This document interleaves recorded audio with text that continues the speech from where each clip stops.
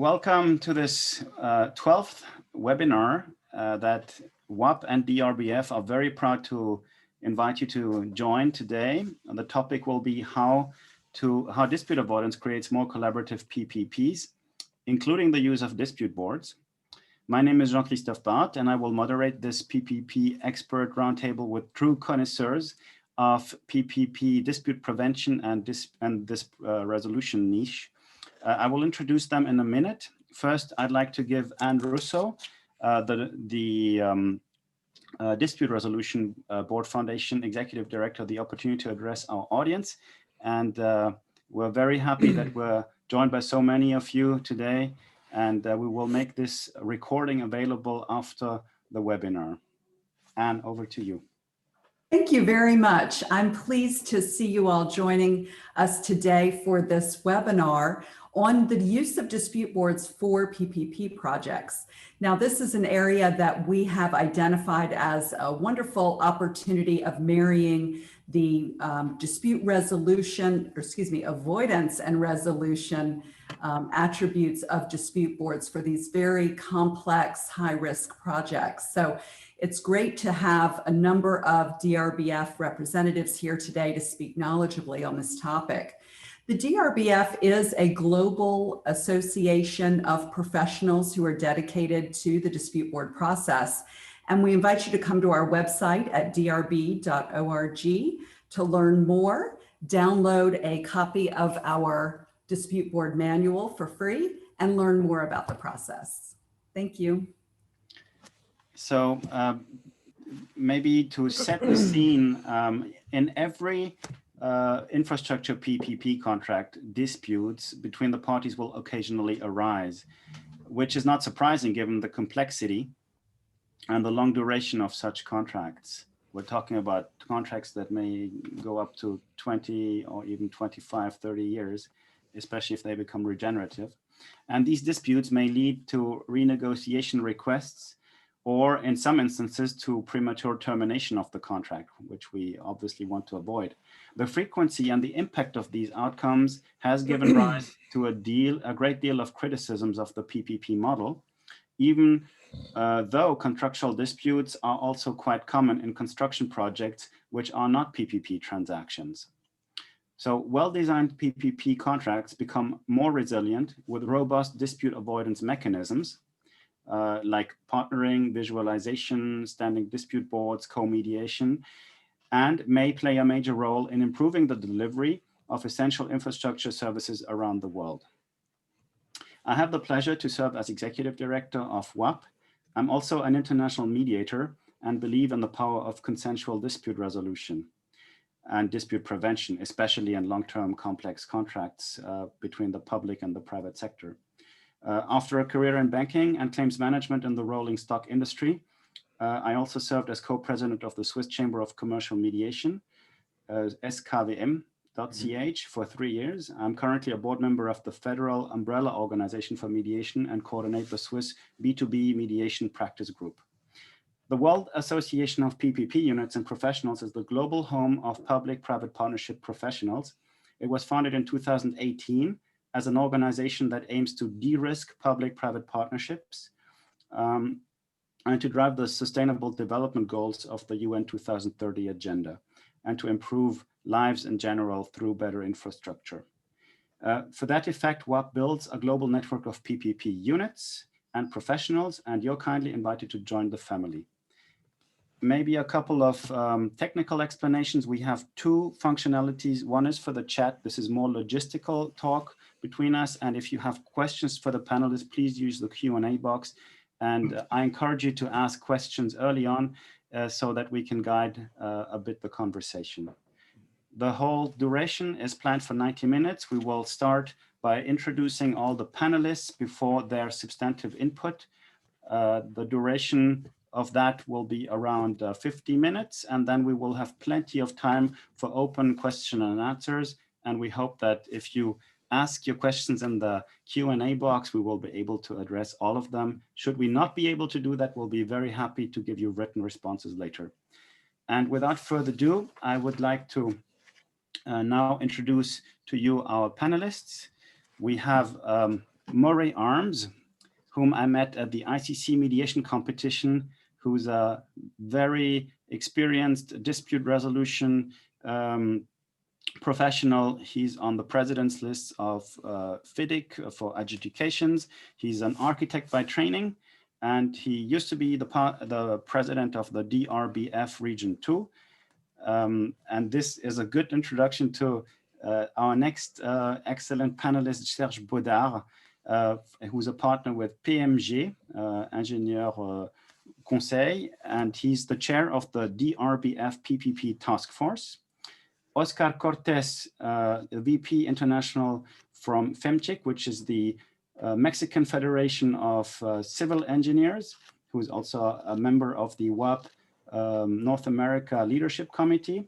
Mark Mosley, principal at MMM Infra, also member of the DRBF PPP task force, member of WAPPP as well, and a very knowledgeable person on PPPs, because he's been working for a long time with the IFC and with the Global Infrastructure Hub, and your moderator. With this, this is the sequence of events today. We'll start with an input on dispute avoidance, then speak about the operationalization, and have a deep dive into the working of dispute boards, and then we'll make time for open discussion. PPPs, in short, are a tripartite setup between public sector, private sector, and ideally between the people and the civil society beneficiaries of this infrastructure. And with this, I will hand over to Murray Arms, who's a dispute avoidance professional. He's a chartered architect, adjudicator, expert witness, with dispute board member, and CEDAR accredited mediator. He's also the founder of Sense Studio, a London-based architectural practice specializing in the avoidance and resolution of international construction disputes. Murray has wide-ranging experience in the construction industry, spanning 40 years, including many types of construction projects and disputes in the UK, Europe, Middle and Far East, Africa, and Central Asia. So basically all over the planet. He is on ADR panels run by the CIARB, I think it's the Chartered Institute of Arbitrators, RIBA, RIX, CEDAR, CMC, and also on the FIDIC's President's List of International Adjudicators. He's been involved in over 350 expert cases involving some of the largest and highest value disputes in the world.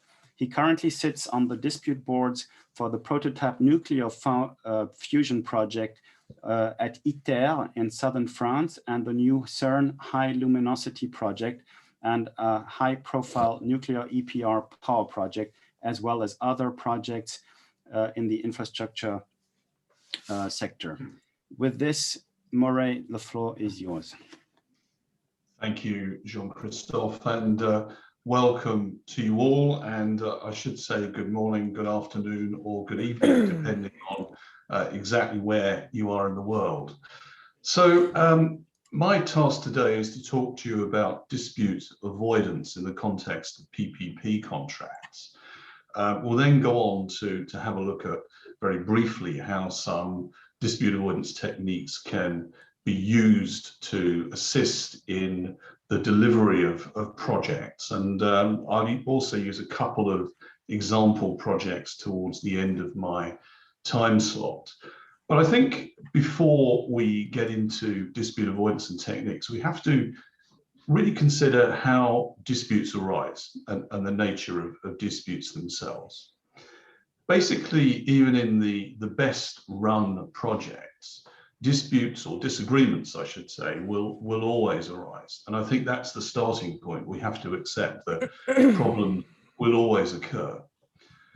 But for me, a dispute arises when the commercial interests of one or other party are impacted, and that generates arguments between the parties. And in construction projects, I think disputes arise primarily out of uncertainty. Every single construction project is different, even if we try and take the same building or the same bridge, the same dam, and put it in a different location. that different location introduces uncertainties. And there are all sorts of other uncertainties that arise from the methods of contracting, the contracts themselves. We can have uncertainties in terms of the climate. We can have uncertainties that arise out of political situations, for instance. And, unlike products, which we buy off the shelf, our TV, our fridge, our cars, construction projects are not the same. They're not products in the same way. And therefore, they are affected, as I said, by many external parameters that introduce uncertainty. And I always think of each project pretty much as a prototype. I think, Jean-Christophe, you've got a couple of other things to add to this slide. I can just get you to push the button. There we go. So I think the sort of fundamental underpinning principle of dispute avoidance is that it recognizes that disagreements always occur. And therefore, proactive dispute avoidance, and it's proactive dispute avoidance I want to talk about today, allows those problems to be dealt with before they become formal disputes. And we'll take a little bit more of a detail on the next slide. So how does proactive dispute avoidance action work? Well, in well-run projects, I would say it starts right at the beginning of the project. You start before the contract is even let. And the project management techniques that you use to evaluate your due diligence, evaluate the contractor and the other participants that you're going to be working with, the consultants and so on. It's about using the right form of contract, balancing the risks in a way that helps to avoid disputes rather than create disputes. And I think a critical aspect of that is whether or not you have the right contract price. Is it too low? Is the contractor going to be on the left foot from the start, or on the back foot from the start, I should say? And are they going to start to make claims in order to make the project any kind of success for them? Once we've gone through the pre-contract management stage, then those techniques can also be applied to the post-contract stage. So in other words, the delivery stage when we're on site. And I think that comes from regular monitoring of the project, monitoring signs of problems early on, early warning management, and certainly risk management. It involves the keeping of good records, and it involves people in being willing to partake in regular negotiation when problems actually arise. But despite all that, it's not always possible for parties to resolve disputes and issues on their own. If we just look at the next slide, please, Jean-Christophe. Okay. So what I'm going to do is just very briefly, we're going to look at more of a deep dive in dispute boards a little later on in the session, but I'm just going to introduce to you the concept of the standing dispute board. And were we all face-to-face in a live venue, I'd be asking how many people knew about dispute boards and how many people had encountered a standing dispute board, but unfortunately I can't do that on this session. But to put it in a nutshell, it's a panel of 1 or 3 or possibly more, and the projects that I'll use as examples will show how a larger dispute board can actually be useful for very large projects. So 1 or 3 or more experts are appointed at the commencement of the project. And you might ask, well, what on earth are these people here to do? Well, they're there to monitor the project and to proactively engage parties in discussions to help them avoid disputes. And there are various techniques that the dispute board can use. The dispute board ultimately is there to decide disputes if that is required. But what I found is that there's an awful lot that can be done at the meetings, and also in the form of something called informal or non-binding recommendations, for instance, which I'll touch upon later, that can really help people avoid the real costs of and time of getting lawyers involved and litigation and arbitration. So where does this dispute board get its powers from? Well, the provisions and the powers of the dispute board, or DAAB, they're sometimes called DABs or sometimes DAABs, which is the latest FEMCIC terminology for the Dispute Avoidance and Adjudication Board. The powers and the provisions for them are made in the contract, whether it be a FEMCIC contract or whether the provisions are bolted on. For instance, the ICC rules can be imported into other contracts. And those provisions will make reference to applicable procedural rules, whether they are from the ICC, whether they're from FEMCIC or some other institution. And as I said, a very important power of the dispute board is that it can give non-binding recommendations. And I'm going to give you a few examples of that a little bit later on. And then this rather, perhaps what might seem a curious quote at the bottom, the DAB casts a long shadow. What does that mean? Well, on one of my projects in particular, the participants very often say to us, we're really glad that, when we have a date in the diary for the dispute board to come on site and visit us and meet us. And the reason for that is that it means that in the 2 or 3 weeks before you come, we get together to try and sort out as much as we can before we meet you. And I think that's quite a powerful thing, that just having a dispute board encourages parties to deal with disputes themselves. And that's by far the best way of avoiding formal disputes. So next slide, please. Thank you. So as I've said here, with a standing dispute board, depends a little bit on the rules that you've got, but both the ICC and the FEMCIC rules allow formal disputes to be referred to the DAB for a temporary binding decision. And generally the parties are obliged to implement that without any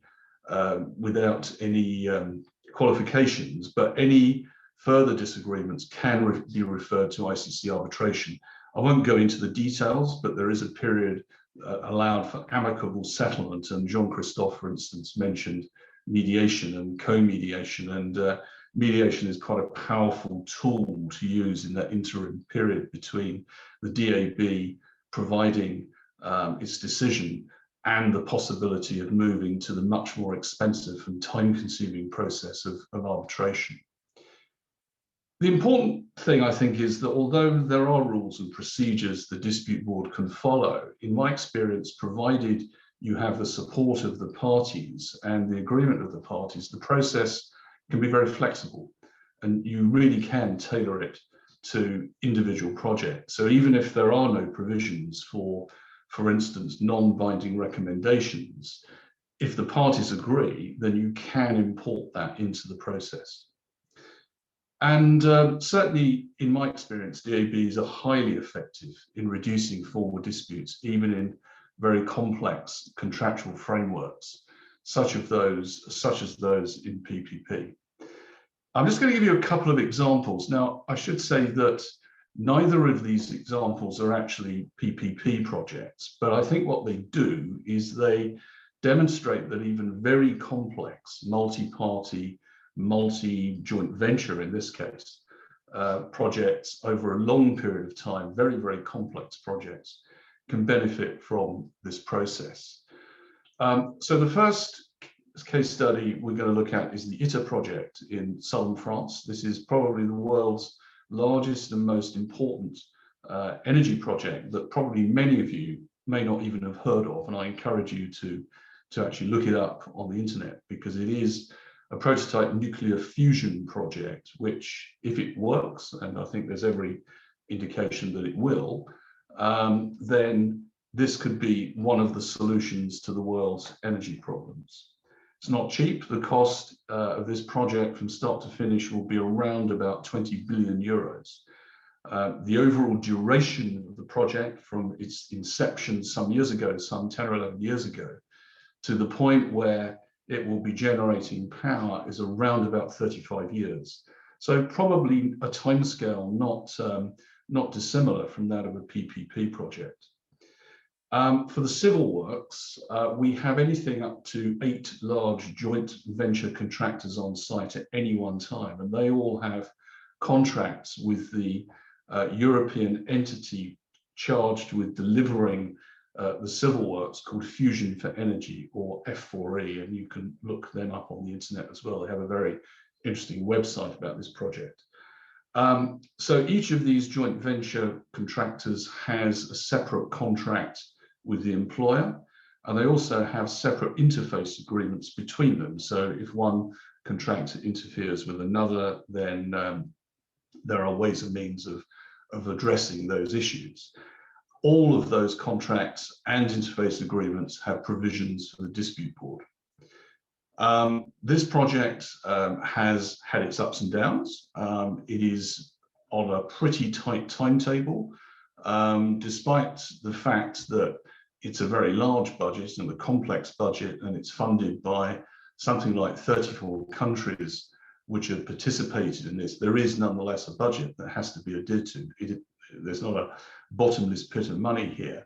And so the project has had its ups and downs, and we've been involved in some very interesting discussions with the parties that have assisted them to move forward. And despite the complexity of this project, in the 7 years I've been working on the dispute board, there have been no disputes at all. I should say that this actually involves a 6-person dispute board that involves me as an architect. There are actually 2 architects on this dispute board, 2 lawyers and a couple of nuclear engineers. So quite a wide range of experience. So the next case study I've got for you, sure, Jean-Christophe, we just go to the next slide, please. This is it. That's the one. Yeah, okay, thank you. There was a little bit of a delay there, certainly for me anyway. So this is the Large Hadron Collider at CERN, and this has been described to me as the world's largest lottery machine. I sort of understood that scientists set up individual experiments and looked at particular results, but actually it's not like that at all. The scientists predict what they might find, and the machine runs sometimes for several years without stopping. And so it is a case of sampling what the machine is doing and hoping to find certain patterns in the acceleration of the particles around this 37-kilometer diameter disk. So what does the high luminosity project involve? It involves 2 tunneling projects, one in Geneva and one on the exact opposite side of the ring in Cesset, France. I have no idea what sort of equipment they're going to put in here, but I'm told it will allow something like 10 times more protons to be accelerated around the ring, which allows for 10 times better chance of finding something, I guess. Interestingly, this particular project, it involves 2 completely separate designers and 2 completely separate contractors, although the projects themselves, apart from the geotechnical conditions, the design is almost identical. So it's quite interesting to see how each of the teams has actually got on with this project. The other thing is that this is a modified FEMCIC Red Book with some Emerald Book provisions. I won't go into the details, but some of the Emerald Book provisions in terms of extensions of time, for instance, have been imported into the Red Book. And unusually, whereas a dispute board is normally used and implemented for the construction stages of the project, for this particular project, the DAB was actually constituted for the design stages as well. And then we have been retained for the construction stages. So slightly unusual, but it's the way CERN does things. So we had pre-construction regular meetings with the designers, and that in itself was quite interesting, assisting with any issues the designers and CERN had with each other. And then what has then happened is that that's then moved on to regular meetings with the contractors, the design engineer and CERN. So it's a sort of 3-way dialogue for each of the projects. This particular project has a 5-person DAB. So we have 2 lawyers, myself as an architect, and a couple of tunneling engineers. And we, as I say, we meet regularly, and we have done so for the last 4.5 years. And again, this project is no different to any others. It has its ups and downs. And on a couple of occasions, the contractor has been unhappy about something, and there's been this kind of possibility of them referring a formal dispute. And what we've done is to encourage them to apply to the dispute board for a non-binding recommendation. And that has worked really, really well. The process is quick, it's relatively cheap, and it gets them an answer that probably wouldn't be too different to the answer they would get if they referred the formal dispute. It's important to say that the decision is not binding on the parties, and it's not binding on the dispute board either. And in terms of time period, we give them 14 days to make a submission, the contractor to make a submission, 14 days for CERN to make a submission, and then the dispute board has 14 days to make its recommendation. And so far, none of those recommendations have gone beyond that stage. So again, another very complex project. It's not a PPP project, but it's not dissimilar in many respects, with absolutely no disputes to date. And it shows, it shows the power of dispute prevention. It does indeed. So I mean, for me, this has been a very brief outline, very brief introduction to dispute avoidance. But the message I think I'd like you to take away is that disputes are not inevitable. Dispute avoidance can save an enormous amount of money and time and effort, and perhaps even more importantly, reputations. Thank you very much. Thank you very much, Murray, for these wonderful insights and practical examples that you've given. Even though they're not PPP related, it's a lot of read over that can actually be done there. Next, we'll talk about the operationalization of dispute avoidance in contract management. We have the pleasure of having Oscar Alberto Cortés Reina with us from the FEMCIC, which is the Federación Mexicana de Profesional de Civil, the Federal College of Engineering in Mexico. He has over 30 years of experience as a binational consultant, project manager, and civil engineer, and has led major civil engineering initiatives, including project design, construction, and economic feasibility studies, construction claims disputes, and contract management stewardship of large infrastructure, capital public works projects, and PPPs in Mexico and in the USA. He's the Vice President, International Relations at the Mexican Federation of Professional Civil Engineers, FEMCIC, and Chairman of the Binational Border Infrastructure Development and PPPs. He's a member of the North America Leadership Committee at WAPPP and of the Dispute Resolution Board Foundation. As a dispute resolution engineer advisor at the Mexican Chamber of the Construction Industry, CMIC, and the California Department of Transportation, Caltrans.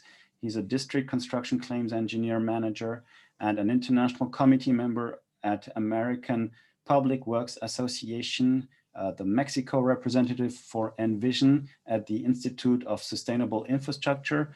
He's the president at Professional Engineers in California Government in San Diego, a member of the American Society of Civil Engineers.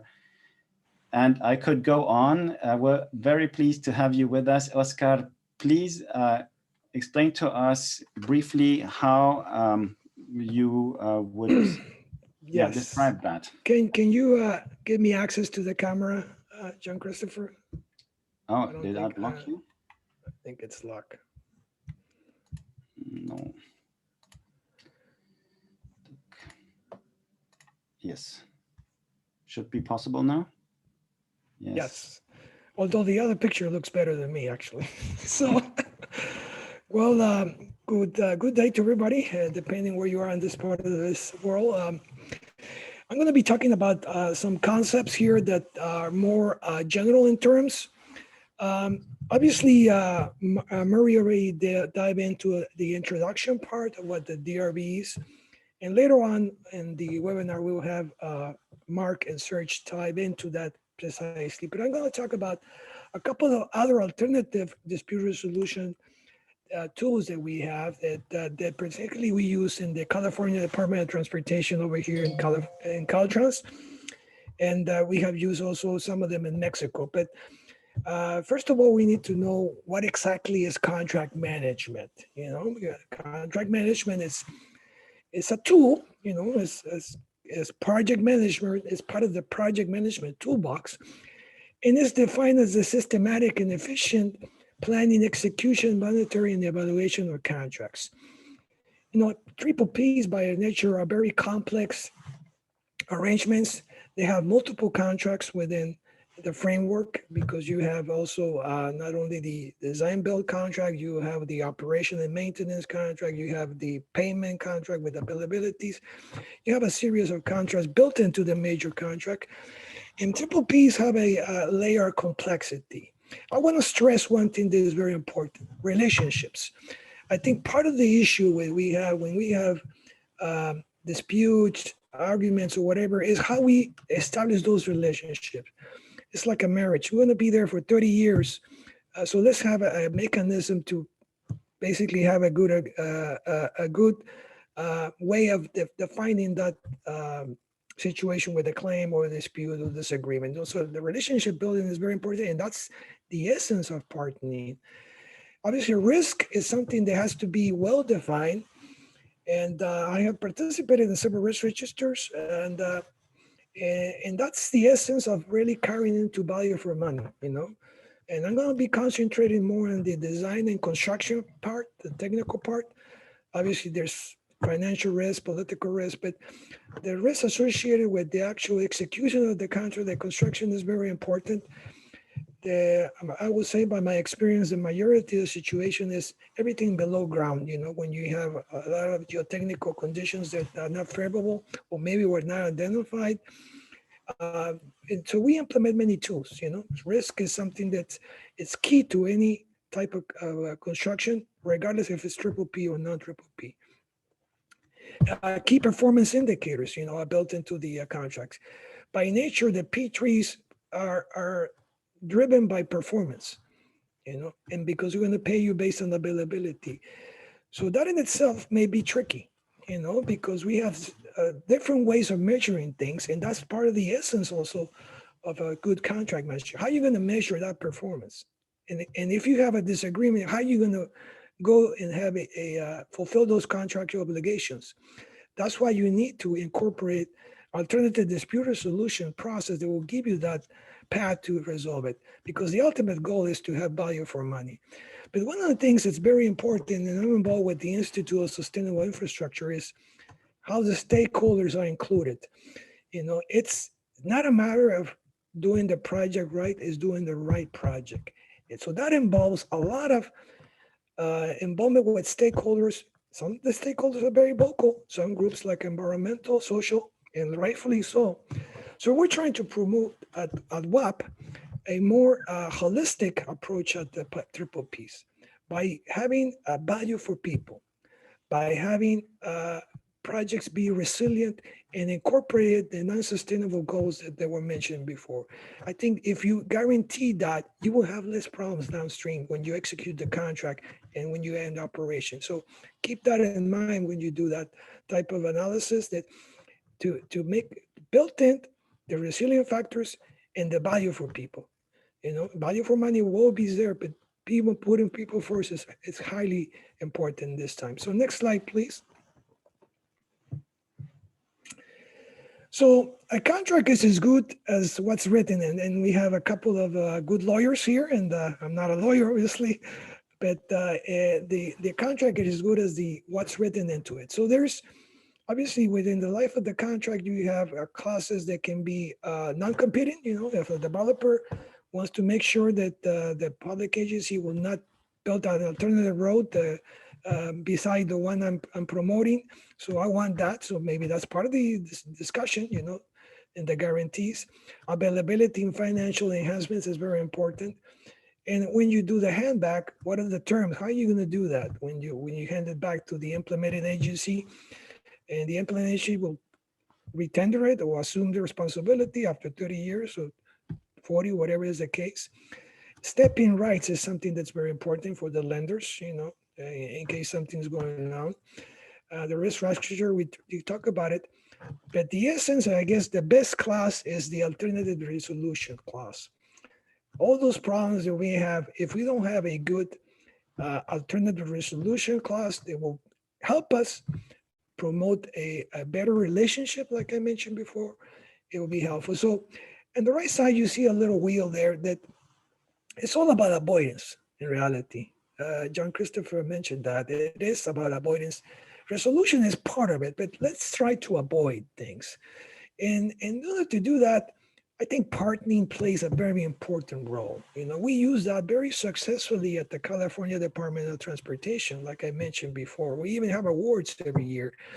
And we have reduced substantially our legal arbitration process over the last 10 years, I would say, to that maybe 5 projects statewide in California out of 1,000 projects that we do. So I really encourage partnering, and we'll talk about it later on. Visualization is a little bit of a holistic approach. You know, you gotta look at exactly what the scope of the issue is and what plays out into the big picture. And obviously dispute review boards are something that we'll dive into. We have also a process that built into the contracts, and that will be part of the last slide I will talk about. So if you go to the next slide, please. I'm going to be talking about construction claims in particular. These are the typical situations we always encounter. Cost overruns, you know, maybe the internal baselines analysis, estimate was incorrect. There was some assumptions there. Delays are always very critical, but there's tools. You know, you can have the contractor submit a baseline schedule, and then you have monthly updates. And you know, there are the one that sounds like a commercial, but there's Primavera P6 that we use a lot, and it has even a built-in feature called Claims Digger. You know, where you can extract when you have the critical path running, and we can identify if that would have really impacted. Because sometimes the contractor plays games with that software. So we have a very specialized group that analyze that. But like I said before, the majority of the issues are everything below ground, which is different site conditions. You may encounter groundwater, you may encounter, if you did the geotechnical borings, you may encounter clays that are very not favorable. Utilities is something that always fixes. You know, the utilities companies sometimes don't even know where they have their gas lines or the water lines. They've been there for 40, 50 years. So it's hard to really look into the as-built and see if they're really a utility there. So that's a big unknown. So that's something that we always encounter. So you got to build in some provisions in the contract so to resolve that dispute. Archaeological findings, hazardous waste is something that's also very common.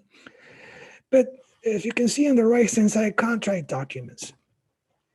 You know, everything, when you build something, you have situations when you have method specs where we're telling you, the contractor, the way you're going to build up the construction of a structural section, say for a road infrastructure, and you have also performance specs. So be careful with that and be very quality. Quality is very important. Obviously, the quality assurance, the risk is into the contractor. We do the quality, they do the quality control, we do the quality assurance. And implement a good change order process, you know, because you're always going to have that. All this has to be written into the contract, obviously, and it's a tool that, frankly, if we don't have them identified, we're going to have later on situations where we're going to have lack of information that will be not in our favor. I'm talking about Caltrans. The next slide, please. But I'm going to dive into one thing that's the most important thing, I think. Claims avoidance and prevention is something that our construction management teams always use to minimize the size of the claims. And frankly, it is worked very successfully. It is a requirement on the contracts of certain scales. Most of the contracts are about $10 million. It's required. You know, we have contracts from 10 million to $1 billion. And partnering has always been part of that. And The partnering invokes, if you can put that slide, please, JC, involves setting up a workshop. You know, when we do an introduction of the project, and this workshop is not only for the higher ups, it involves everybody from the boots on the ground all the way to the owners of the contract action, and including our directives. It is important to have everybody there involved so we understand what we're building it, how we're going to build it, and what are the time, what's the contract, and really having to that a conscious way of building that relationship that I talked about. We talk about the risk. We say we had a risk register, you know, and we use that a lot, and also the constructability review. So we know exactly when things are going to happen because we either assume it or transfer the risk to the contractor. But let's be frank, we have sometimes a lot of unknowns. So as long as we're transparent and frank, I think that's the building up to the relationships, you know. Obviously, we want safety is number one priority, how we're going to build things. Communication, like I mentioned, and then implement a dispute resolution ladder. You know, not everything has to go to legal or to the RE or the construction manager. It can be resolved at the inspection level with the foreman. You know, and there's certain mechanisms we have built in, and obviously that creates a charter. But with every claim, let's stick to the facts. You know, it's not about an interpretation. It is what the facts are, what the contract specification reads. That's why it's very important. And isolate the issue. You know, this is what we're resolving. We're not resolving the entire project and what's maybe impacting it. We're resolving this issue. Document is very important. Document, obviously, and then if through that dispute resolution ladder, we have partnering, we have other tools, and also we have the DRBs, which is very important. And so, Chivo, to the next slide, please. So here, the DRBs, the California Department of Transportation, we have implemented a timeline. You know, when we have a request for information, RFI, you know, there's something that the contractor feels that needs to be clear up. He submits it in writing, and the resident engineer has 5 years to respond. You know, for the most part, I would say 70% of the time, the responses are correct and it goes away. However, there are things that, like everything we're building, in this case, a freeway or a road infrastructure, and there's unknowns, and maybe the contract has some omissions or some issues there that are not clear. So the contractor is entitled to be paid, you know. So he has to submit an initial potential claims record within 5 days of that. That in itself either acknowledges we as the implementing agency acknowledge that we are accepting the issue or not. And then the burden of proof goes at when you submit the supplemental potential claims record 30 days later. By then, we recommend that to the DRB because we either as an implementing agency or the contractor have a difference of opinion. So we're going to the DRB, Dispute Review Board, which is a standing committee of 3 members. All of them are DRB Dispute Board certified, and I'm the one that kind of puts them in place. So we have a very knowledgeable pool of construction experience that makes a recommendation. It is non-binding in this case. We can have dispute adjudication also, which is binding, but the non-binding recommendations carry some weight, especially if you go to later on to litigious or arbitration. You know, so when we finish this during the life of the contract, it's a potential claims dispute. Once we accept the contract accepted, we got 240 days to even resolve the claim with other means, you know, and those other means that we have a board review. It's kind of like a co-mediation, mediation review. So we had 240 days to resolve that claim. Sometimes it's just a matter of time and finding the facts and the documentations. And the contractor, if we find he has merit and entitlement, we'll pay. We'll write a CCO, we'll pay him, and that will be it. You know, so those processes built into the contract really alleviate the pressures going to arbitration. Obviously, after those 240 days, if we don't resolve it, then the contractor has the right to file for arbitration. He has 90 days to do that. So everything's built into the contract. We use a lot of the FEDEC also contracts, but like everything, it's all about building relationships. So I think the important factor here is build a relationship and partner with your contractor. Thank you so much. Very much, Oscar Alberto. And without further ado, we'll do the deep dive now into the dispute boards.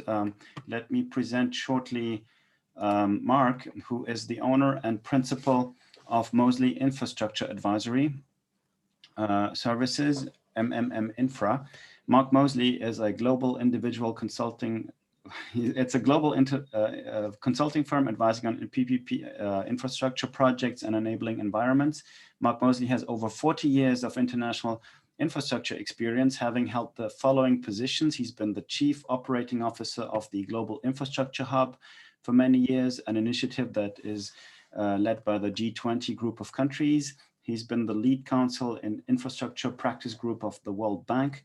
He's a partner and practice group manager for the Global Energy Projects and Construction Group at the international law firm of CMS Cameron McKenna. And he also lectures on legal issues for public-private partnership, infrastructure transactions at the Harvard Kennedy School. Mark, the floor is yours. Many thanks, Jean-Christophe, for that generous introduction. And thanks also to the WAPPP and the Dispute Resolution Board Foundation for hosting this webinar and inviting me to speak at it. Just for the benefit of the audience, I'll do a quick explanation. The panelists have gotten together and decided that the lawyers will wear neckties and the engineers will not. So you can easily tell us apart by that mechanism. Anyways, I'm here to talk about dispute boards in a more concrete deep dive basis. And as you've heard, dispute boards have been a really effective tool in the construction industry. They've been a very effective tool for both resolving and, at least as importantly, avoiding disputes between the parties in construction contracts. And the question we're asking is, can we use this tool for PPP transactions? Again, as you've heard, what you've got in a standing dispute board is a panel of experts established at the commencement of the contract, and they monitor the contract as it goes along. And one of the questions that's been asked in the Q&A is about that monitoring function. What happens is that periodically, perhaps every 3 months or so, the dispute board comes to the site, whether or not there is a dispute, just so that they are familiar with what is transpiring on the project.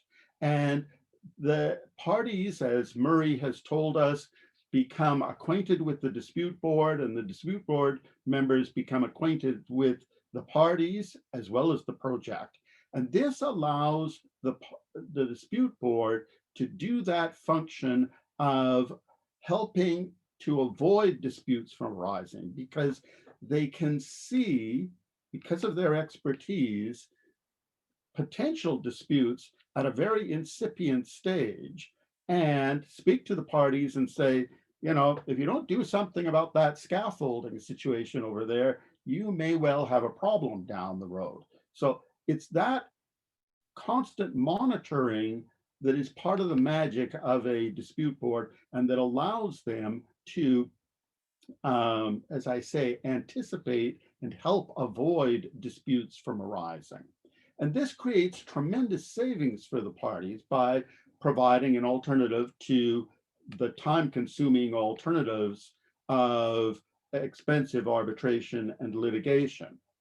And for this reason, the use of dispute boards on construction projects is widely endorsed. The multilateral development banks like the World Bank and the Asian Development Bank and the others all love it. The Federation of Consulting Engineers, FEMCIC, they strongly endorse the use of dispute boards, again, in the context of construction projects. Now, in the context of PPPs, it's only been a few limited circumstances where dispute boards have been used. And there are some prominent examples like the Channel Tunnel Project. And there have been agencies that have recommended the use of dispute boards on PPP transactions, notably the Global Infrastructure Hubs report on managing PPP contracts strongly made that recommendation. And for this and all the other reasons we've been talking about, the Dispute Resolution Board Foundation is examining how can we use this tool more frequently in future PPP transactions. Jean-Christophe, if you could take us to the next slide. One of the reasons we're very keen at the DRBF and at the WAPPP on looking at this is to address what is a real problem. And the real problem is there has been a huge global slowdown in PPP activity in recent years. The volume of PPP transactions is nowhere near what we had all hoped it would be. And indeed, it's declining. That's shown in the latest GI Hub monitoring report, and it's shown in the World Bank's PPI database studies. Now, there's all sorts of reasons, perhaps, for this decline in PPP activity. I happen to believe, and others believe as well, that one of the problems is that PPPs are perceived by both the public side and the private side as being too inflexible and particularly ill-equipped to deal with unanticipated risks, like, for example, a pandemic. And in response, the argument is made that what we need is for PPPs to become more collaborative and frankly recognize that they are supposed to be based on a relationship between partners. That is the third P in public-private partnerships, but we keep forgetting that. So how do we make PPPs more collaborative? Well, one possible approach is a better approach to dispute resolution. And the idea is that through the use of a technique like dispute boards, we can avoid what is a significant problem. In most PPP contracts, there is that escalation clause that Oscar talked about, where you start by trying to resolve the disputes between the parties. And then if that doesn't work, you might use mediation or some other technique. But eventually, if none of those work, you end up in arbitration or litigation. And that's a very, very expensive and time-consuming and deeply unsatisfactory process because it undermines this whole idea of partnership. And in response, if we can find a way to avoid that journey to arbitration and litigation, we've really achieved something. So that is where we think dispute boards might be valuable. We also think that dispute boards might be helpful in terms of dealing with the frequency of renegotiation of PPP agreements. Again, this is a real problem area for PPPs. All too often, they are resulting in requests for renegotiation. Perhaps dispute boards can help us address that. Next slide.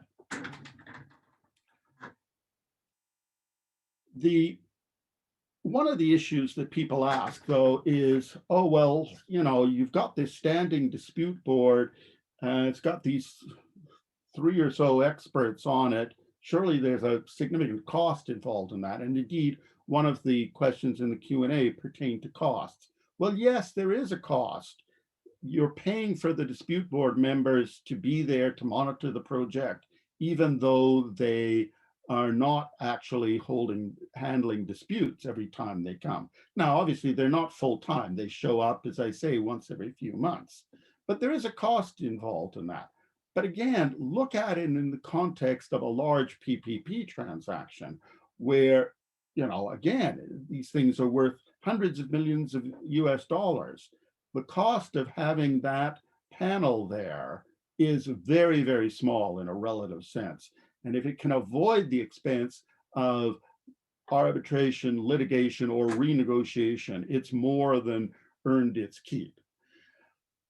Another problem that we face when we're talking about a dispute board for a PPP transaction is the duration of those transactions. As Jean-Christophe and others have said, they go on for 10 or 20 years. They're not like a 4-year construction contract. So how do you have a dispute board that handles all of that?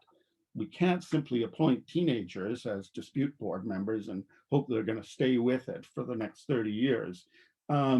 We have to look at different approaches, and Serge in his presentation is going to talk a little bit about that. He's also going to talk about the composition of the dispute boards, because again, PPPs go through different phases, and you want to have the right dispute board members handling it at different times during those different phases. And then lastly, I think Serge is also going to address the issue of the fact that you've got multiple contractual relations in any PPP transaction. You've got, you know, the primary contract between the government authority and the project company, and then contracts between the project company and the construction personnel and the operation personnel, and of course with the lenders. So how do you interface all of those? How do you establish one or more dispute boards that handle that? And with that, I'm going to hand it over to Serge.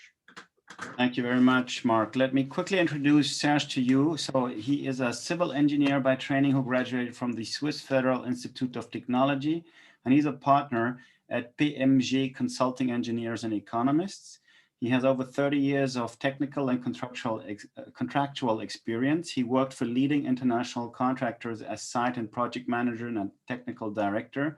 His expertise covers the development and implementation of major international infrastructure and industrial projects, including PPPs. And since 1998, he's an independent consultant engineer. Since 2009, he acts as a court and party appointed expert in arbitration and litigation, mediator, adjudicator, and dispute board member. He's a certified expert from the Swiss Expert Association, also a representative of WAPPP, of the DRBF, and of the Swiss PPP expert group.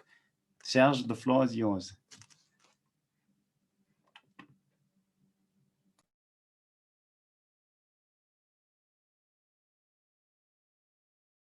You might want to unmute, Serge. Thanks.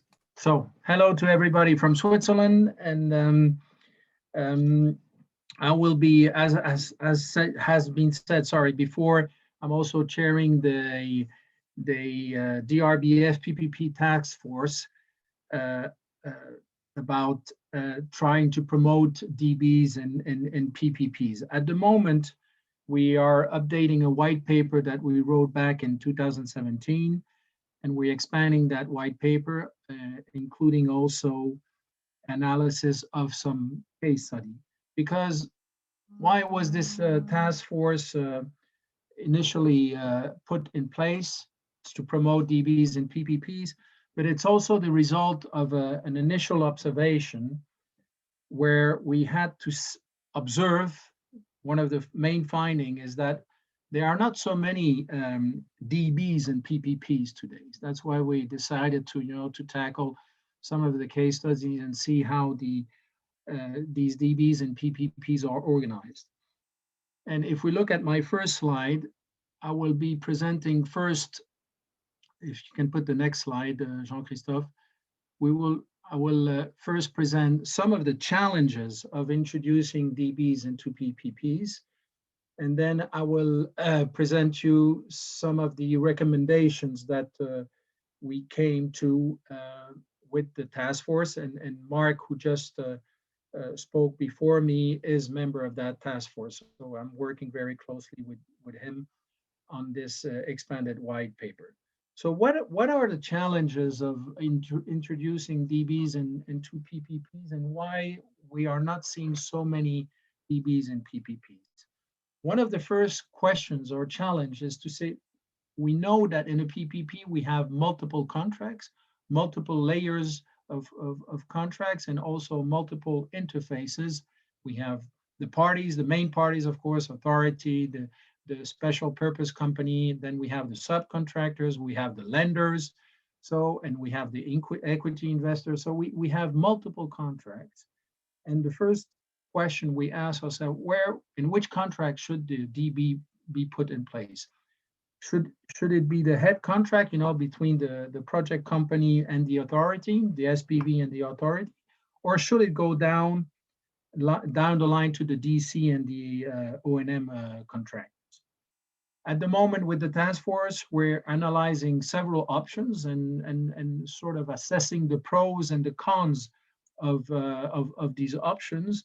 And in a very summarized way, I can tell you we're examining 5 main options, from option 1, where you would have 1 DB for all parties, to option 5 that I could summarize into 1 DB for each contract, So, and there are some other alternatives between those 2 extreme options. So that's the kind of thing we're looking at, and to see what would be the most effective position of that DB in this PPP structure. The other thing is, how do we involve the other challenges? How do we involve subcontractors? And when we talk about subcontractors, we're talking about the 2 main subcontractors, the DNC and the O&M subcontractors. If we had only a DB at the level of the SPV and the authority, then we need to see that we have a formal or informal agreement with the subcontractors, so that the DB decision recommendation can be implemented. It's a contractual matter, but that's one point of challenge that we're examining. The next one is how long? I mean, this was mentioned already a couple of times in this webinar. PPPs are long contract, 20, 30 years, but even beyond. I mean, I've seen PPPs of 50 years, even 100 years I've seen. So what kind of organization in terms of people, the DB members, are you going to put in place? The frequency, of course, of the DB's meeting, it's been mentioned that there would be regular meetings for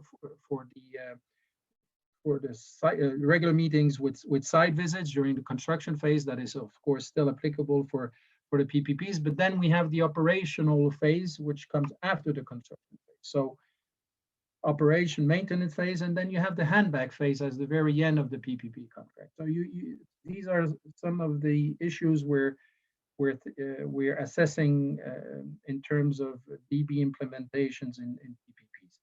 The monitoring of the contract performance, Oscar touched on KPIs, and I'm a firm believer that a strict but fair KPI monitoring is part of a successful PPP, and I believe also that DBs could play a role in that monitoring. So these are some of the challenges that we are facing, and now some of the initial recommendation that we have at this stage, and we're still expanding that in our DRBF PPP task force. If you can go to the next slide, Jean-Christophe, please. So here are some of summary of some of the recommendations of the DRBF PPP task force. First of all, it seems to us essential that the DNC and the O&M subcontractors be part of the project agreement with the DB project agreement and the final decision. It seems essential. Why? For a very natural reason, in fact, is because most of the problems, issues that will arise will come from the DEC or the O&M subcontractors. In a PPP project, we also will be faced with purely construction issues or operational issues, which will take place normally at the level of these subcontractors. And these, of course, need to be forwarded, so to say, to the SPV. They will be forwarded to the SPV, and so they come an issue also for the SPV. based on the famous back-to-back principle. So that's why it's so important to involve also those two parties to the PPP contract structure, the DNC and the O&M subcontract. Then, of course, there has to be some sort of contractual commitment at that level, subcontract level, because of course, if there's any decision that is taken at a higher level, this has to be reflected at that subcontractor level. And there's different form to do that.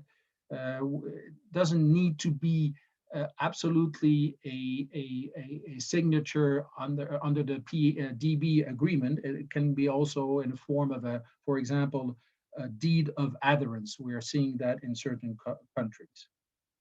The question of the standing DBs has been also already discussed in this webinar, and we are versus, you know, an ad hoc DB who would only come to address an issue when things are already done, so to say, and we would not benefit from that avoidance of dispute that we've been talking before about.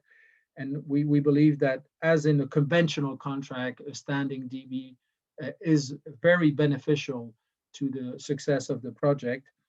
And this is true for the construction phase, but would also be true for the operation phase.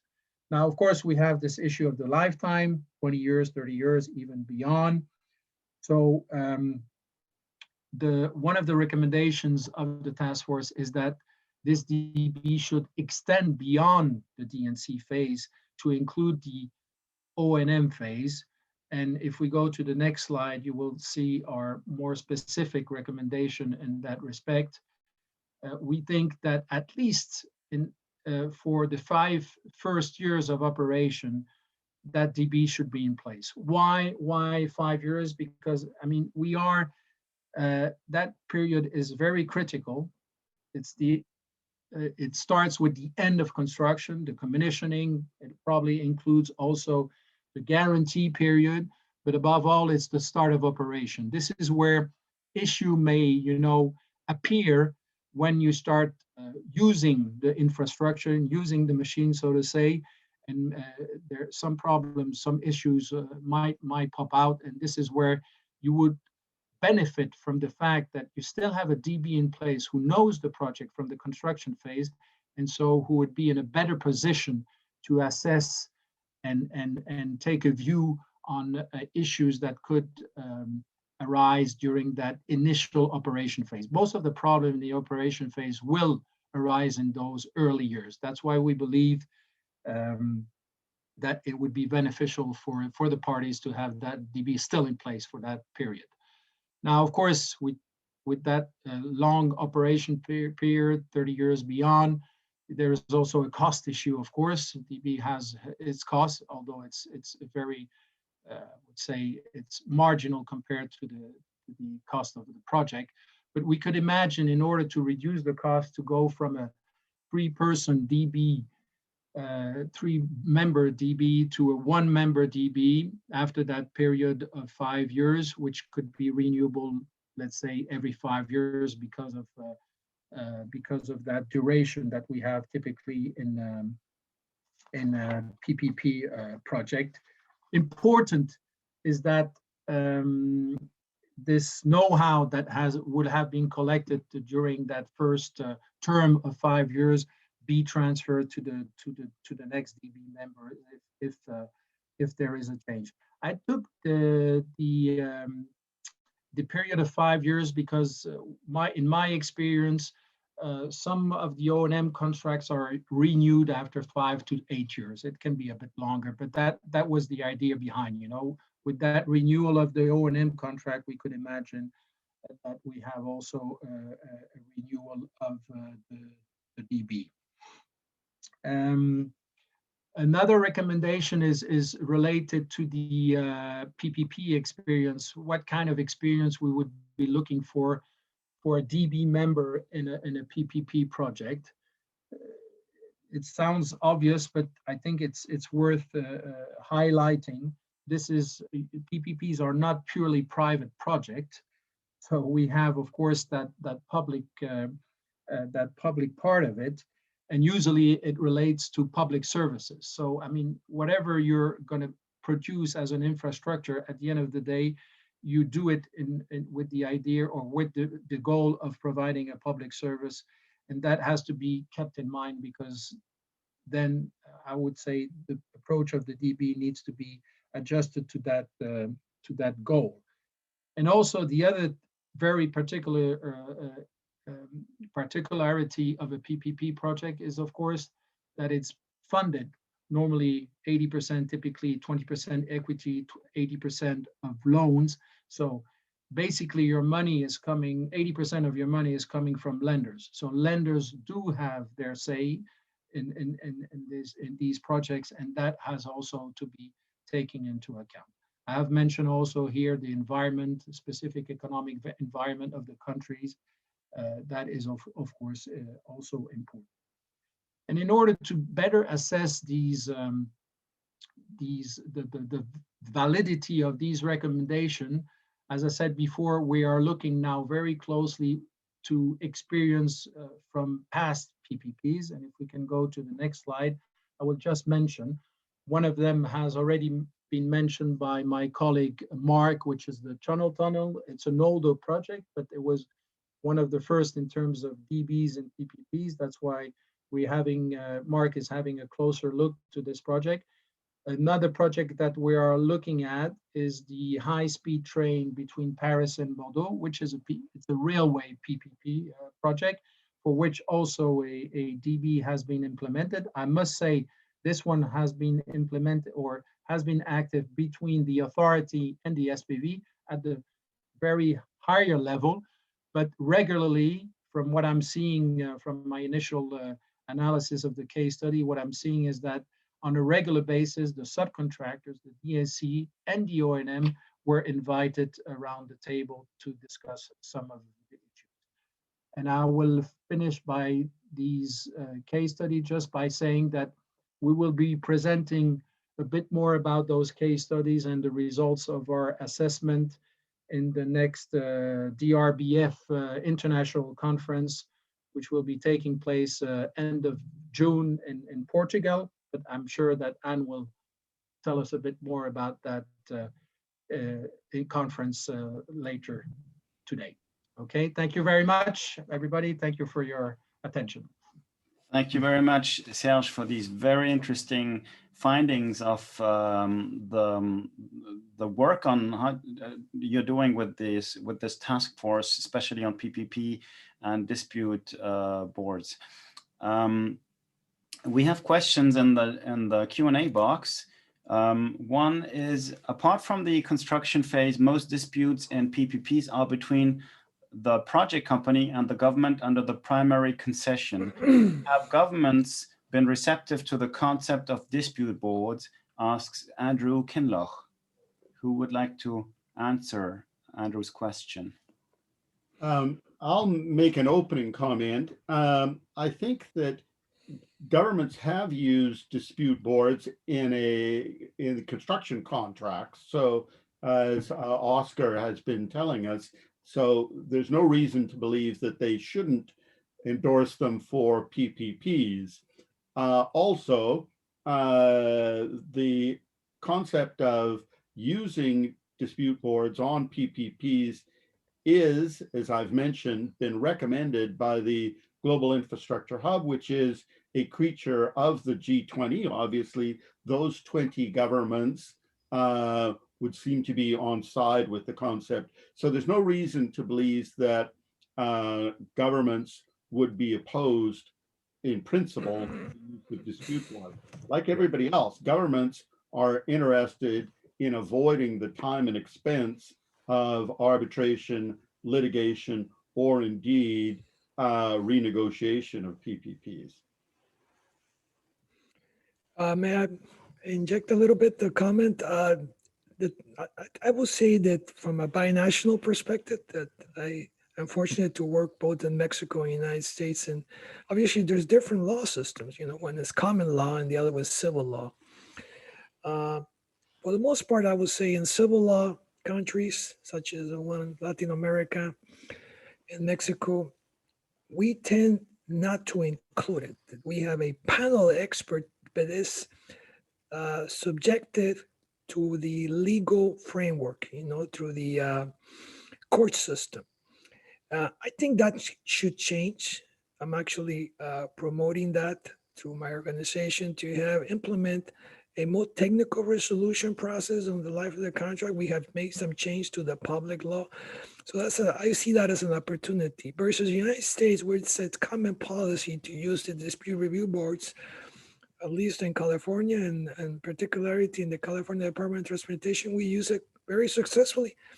Most contracts with us, either triple Ps or non-triple Ps, include that. And it has, like I mentioned in the presentation, substantially reduced our arbitration and legal issues. I would say it's just reduces like 90%. So it is a good tool. Well, thanks a lot for that. Then we have another question from Habiba Buhari.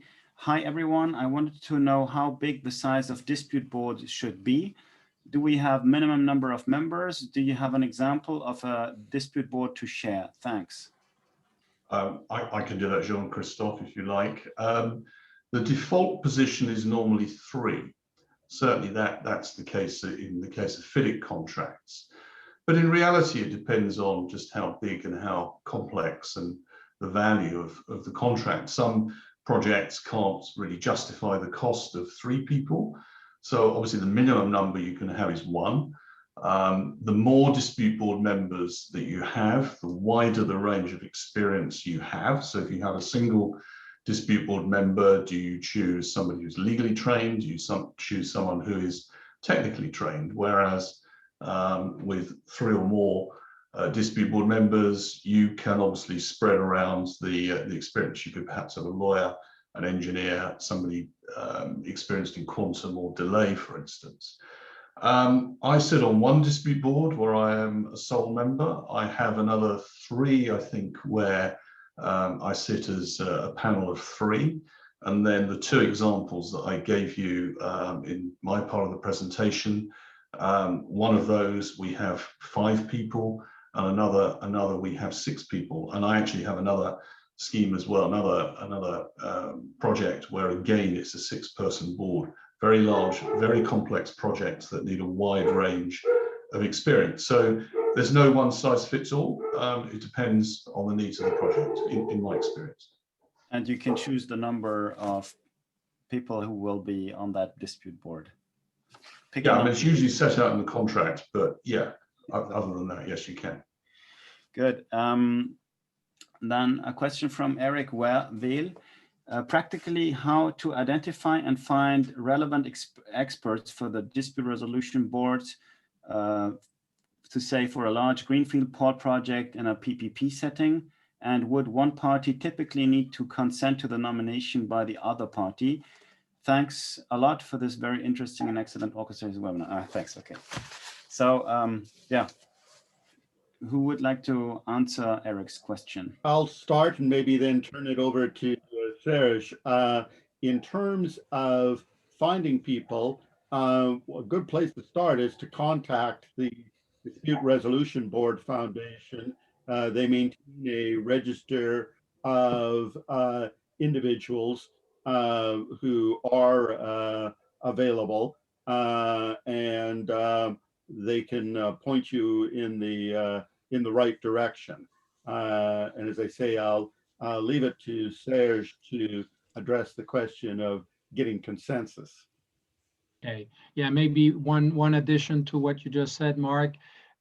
Yes, the good start on this is to look at the DRBF website, because you will find individuals and you will find also a profile. So in terms of experience, and I would suggest also Eric maybe to contact Anne, who can help him, to walk around the list of members, etc.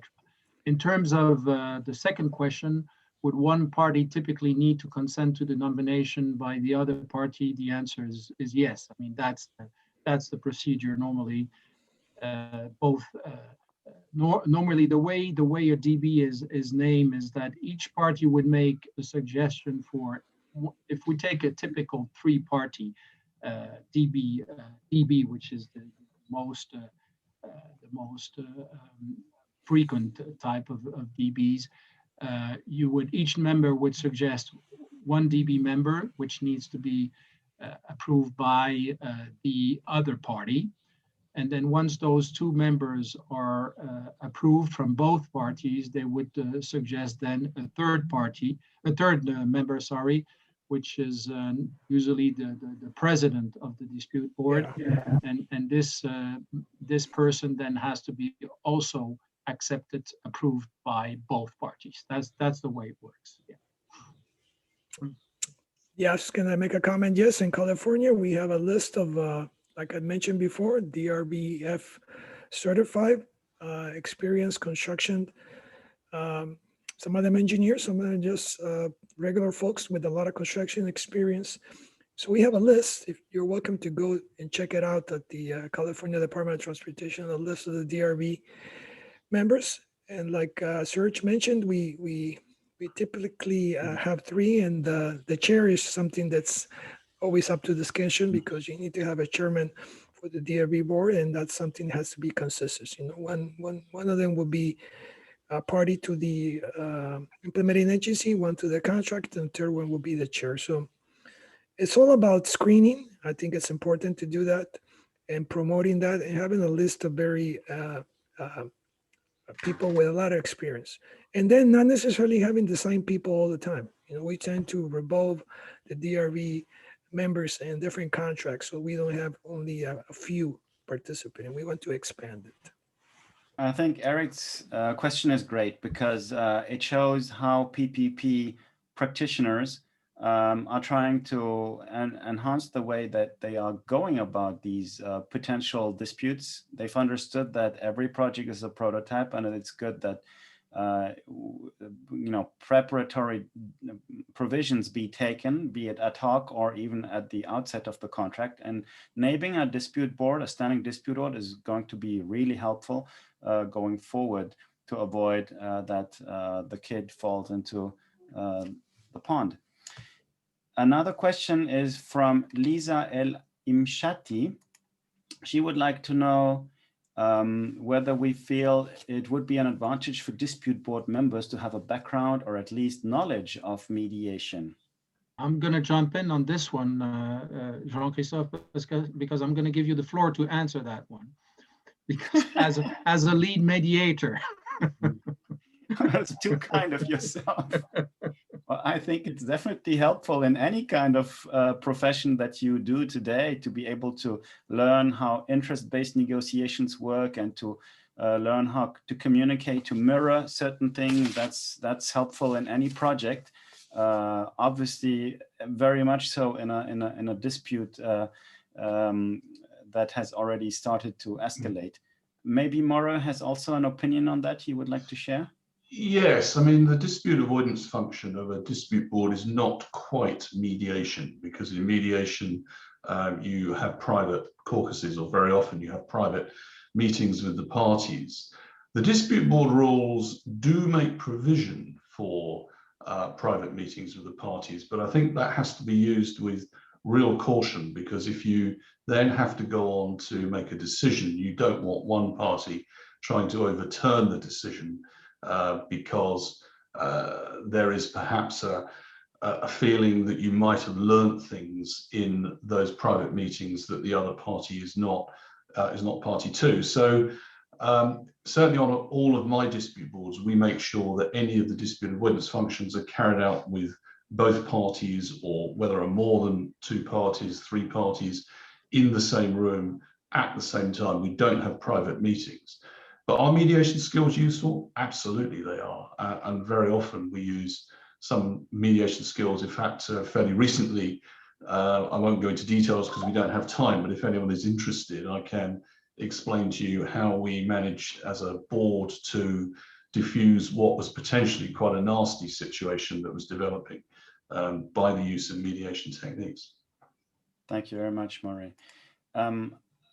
A question from Lausin Boudouche. Thank you for your presentation. If your DB acts as arbitrators, if he is binding.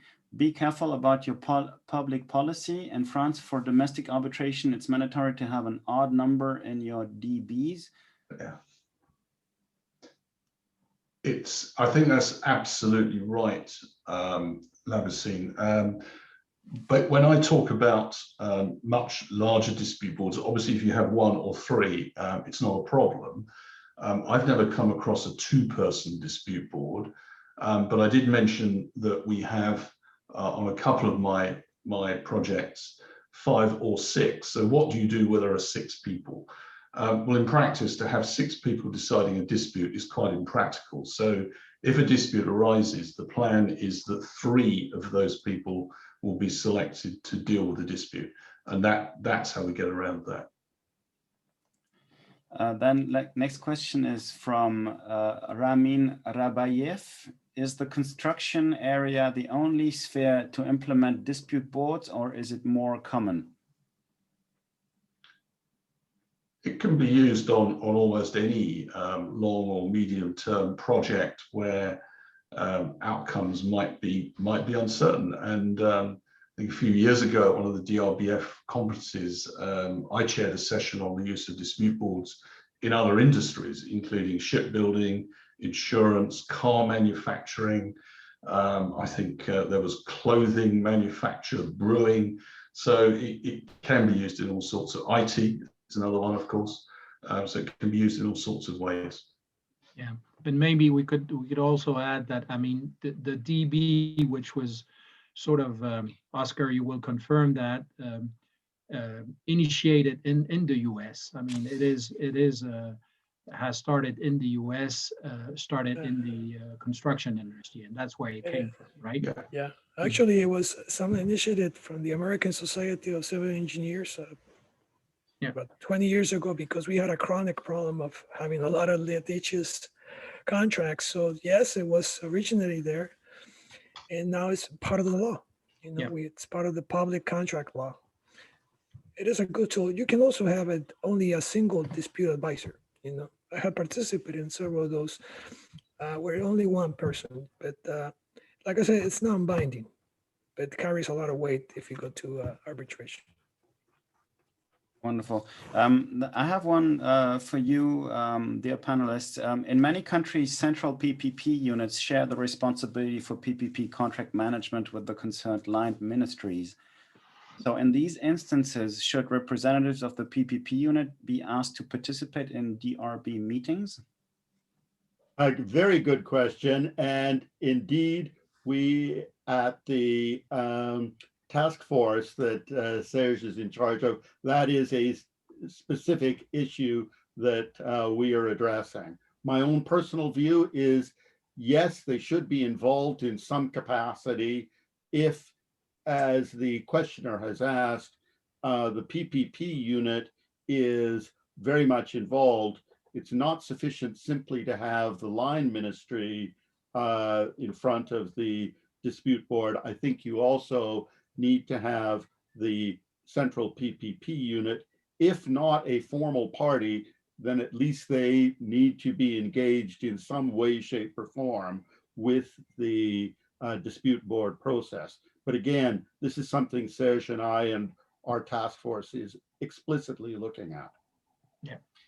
And maybe a follow-up question is, how do we, practitioners of this very niche discipline of dispute avoidance in the PPP niche, promote the inclusion of DRB provisions in PPP contracts? What can be done about that? And specifically, what should maybe multilateral development banks or bilateral development or aid agencies do to promote that? Another good question. What I would like to see is the MDBs do what they are now doing in respect of construction contracts. That if you have a straightforward construction contract that involves MDB funding or financing or support, they will usually require the existence of a dispute board. They've adopted basically the same position as FIDIC on that. That does not exist currently in the context of PPPs. I think part of the problem is that there's still some of these unanswered questions about, how many dispute boards do you have in a PPP? What kinds of expertise do you need? How do you transition from one phase of a PPP transaction to the next? We need to answer that. That's the job that the DRBF and the task force is tackling. If we can come up with some clear recommendations, my own hope is that organizations like the World Bank and the EBRD and the other MDBs will start to push this.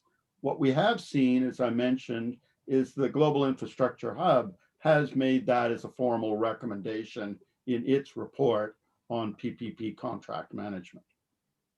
And I may add, maybe from personal experience, that the more time you spend in preparing for disputes, the less likely it is that you actually will have full-blown disputes.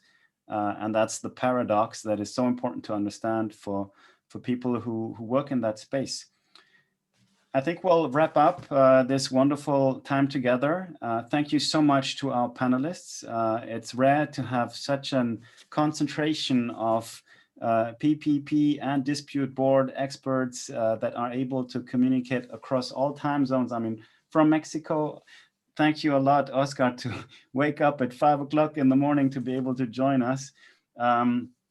We're very happy with the large number of people who decided to invest time to participate in this interesting conversation with us, and also ask interesting questions that were all answered by our exceptional panelists. I'd also like to thank Anne Russo, the Executive Director of the Dispute Resolution Board Foundation, for having partnered up with WAPPP for this webinar, and we hope also for further collaboration.